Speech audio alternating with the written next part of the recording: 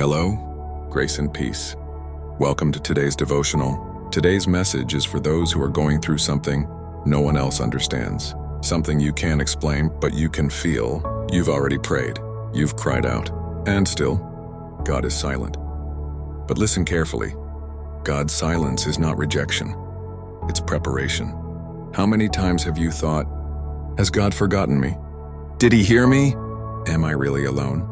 Maybe you're waiting for an answer, a direction, a way out, but all you find is silence, a silence that hurts, that screams, that makes you question your faith. In Psalm 13, David also went through this. He cried out, "How long, Lord? Will you forget me forever? How long will you hide your face from me?" David was broken inside. He couldn't hear God. He couldn't see God. But even then, he kept praying, because true faith is not measured by the answers you receive. It's measured by the persistence you keep, even when you hear nothing. You know what's amazing? Even in the silence, God is working.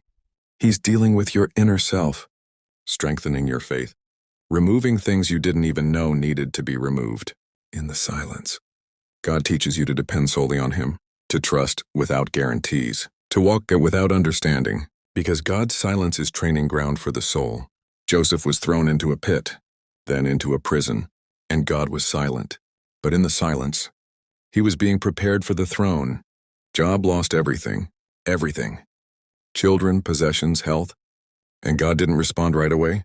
But in the end, God restored him, because the silence was not the end. It was the process.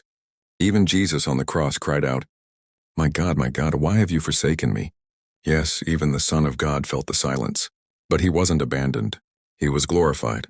Maybe today you are in that same moment, alone in your room, with unanswered questions, with pain no one sees. But hear this. You are not being ignored. You are being molded. God is not silent because he abandoned you. He is working in silence, just like the potter works on the clay without the clay understanding. And in the end, the vessel will be beautiful, complete, strong.